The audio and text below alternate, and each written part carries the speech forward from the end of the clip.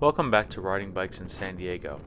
We are going to go through a lot of traffic today, starting here on Lake Murray, heading north, which is a route we usually take, but regular viewers of this channel will note that usually there's not a lot of traffic here. Usually I coast all the way down to the light, but there's a giant brush fire that's happening as this video is being taken over on Montezuma and Fairmount.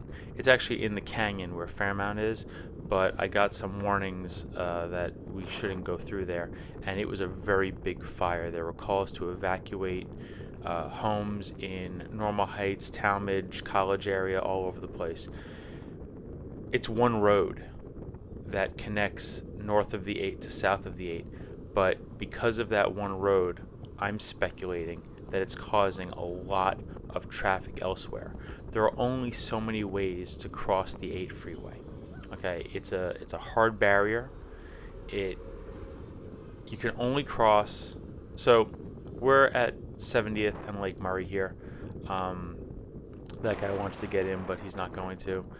The box is all gridlocked here, but the light's green. I can make it through all these cars. We'll talk more about the traffic in a bit, but the only way to cross the 8 is to the east. There's one exit at Fletcher Parkway in Baltimore, and to the west from here, aside from this one, we have College Avenue, and then after that is the underpass that we usually take through Grantville, which is where the fire is.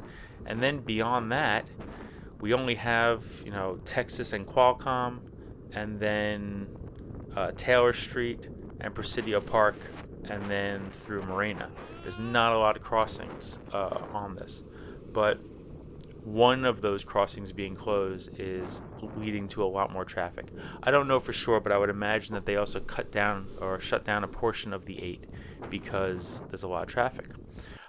We pass a bunch of these cars going up the hill. I mean, so far, if you've been not listening to what I've been saying and just looking at the visual, you could see just how much faster I'm going than a lot of people traveling by car on these neighborhood streets. And even though these are main travel corridors, this is a neighborhood, this is a city, this is where people live and where people are going, but it's very rare that I see this much traffic. There's a truck on a truck. It's a tow truck, that happens. But it's very rare that we see this much traffic on this route, and it's just really impressive. It's wild how the closing of one street, a disaster like a fire, and I don't know how the fire was caused. I don't know. There have been historically fires in the area, in canyons during fire season, and we just transitioned there. I can't take Montezuma all the way on my route, but I just wanted to show you where I'm dipping over. I don't know how to pronounce the name of this street, but it spits out at 63rd. So after the library, I'm going to take this left and cut through the neighborhood and then get out to Cajon Blvd, because that's my only other option to ride to get home. But I don't know why the fire started. I don't know if somebody flicked a cigarette out of a car window. I don't know if somebody was cooking in an encampment or something like that. There are a bunch of reasons. I don't think lightning struck and started it, but there are lots of ways fires can start in the canyons, and I'm not sure how this one started. But when we get down to Cajon Blvd, this is a wild amount of traffic, y'all. I used to ride on Cajon Blvd regularly, and you could find older videos of those rides, but I don't talk over them because I just didn't have the same setup as I do now. One of the treacherous elements of riding on Cajon Blvd is that it's usually pretty clear, which means drivers want to go really fast. So I'd be riding along in the lane, the way I'm getting into this lane behind that ambulance van, and I'd be here in the sharrows and in this lane that I'm supposed to be in, but drivers want to go really fast. On a day like today, though, where there's a lot of congestion and everyone's moving pretty slow, it's actually kind of safer, and it feels alright to be riding along and passing a bunch of these drivers. Now, I'm sure these people are super frustrated. Their regular routes are being interrupted. That person felt like putting on their blinker at the last minute. I'm going to come up on this bus here, and that makes me feel pretty good because the bus will block me in this lane. I'm just going to throw out the argument. This entire right lane should be bus only and bikes anyway. But for all that there are businesses, so a little bit of background. There have been proposals in the past to put a dedicated bike lane on El Cajon Boulevard, but the businesses oppose it. Never mind that the vast majority of the businesses on El Cajon Boulevard have their own parking lots. So, there's this theory that it will cut down on business, but study after study bears out that that's simply not true. And when people come at me in the comments about that, I'll be sure to link to those studies, I suppose. But this is a lot of traffic. This is a lot of other drivers trying to get through. I'm filtering through. It's the safest place to be because there are some cars that are parked, and I don't want to get sandwiched between any of them. And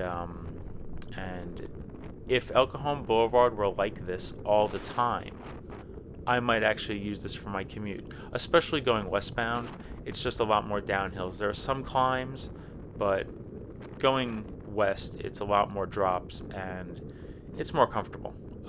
So I wish I could use it more often. I wish it had a bike lane, though. The only reason I ride on Montezuma as much as I do is because it's been so scary to ride on El Cajon Boulevard. After that light, fade to this, and it was clear for a few blocks, and then we get this backup again, and it's just a lot, and it's an impressive amount. That's why I'm making the video. I thought about staying on El Cajon Boulevard for the entirety of my ride, which would take me over the 15 and just about over to the 805 area.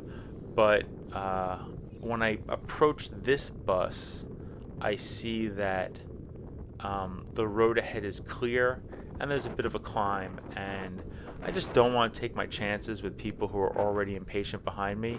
I also know that from here I can dip down into this neighborhood, and now we are west of Colwood, so I could stay on Monroe and then cut through that Aldine exit, actually, which is just south of where the fire is, and then I'll be able to connect back to Meade and get where I want to be on that bike lane. Stay tuned. Come on back to the channel for a video. I'm going to ride this morning. It's going to be a little dark because of the time change, but I am going to ride this morning to on my regular route and see kind of just what that damage looks like down there. So we'll look at it together in a future video, and we will drive less and ride bikes. Thanks so much.